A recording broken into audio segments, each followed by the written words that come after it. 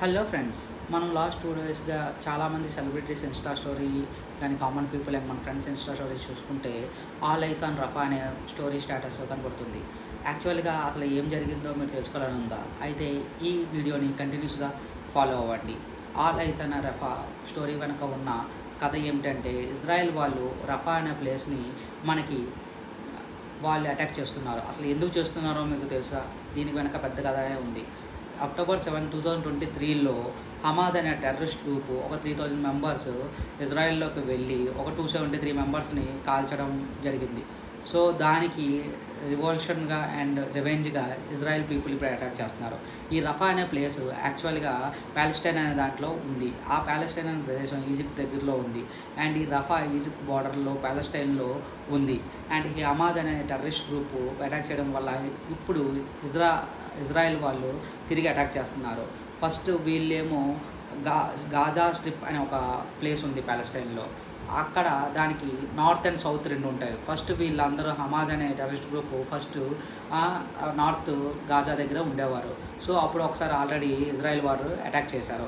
తర్వాత వాళ్ళు ఏం చేశారు, వాళ్ళు అటాక్ చేస్తున్నారని హమాజ్ వాళ్ళు ఖాన్ యూనిస్ అనే ప్లేస్కి, అది సెంట్రల్లో ఉంటుంది గాజాకి, సో అక్కడికి వెళ్ళి ఉన్నారు.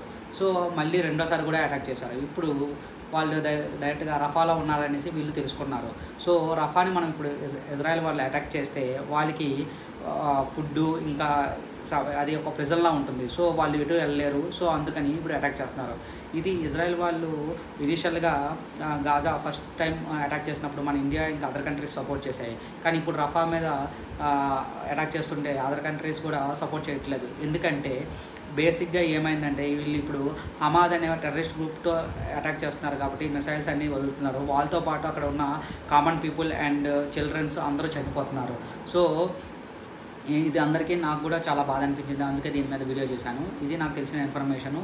ఈ ఇన్ఫర్మేషన్ నేను జస్ట్ తెలుసుకున్నాను. నాకు ఈ స్టోరీ చూసిన వెంటనే నాకు తెలుసుకోవాలనిపించింది.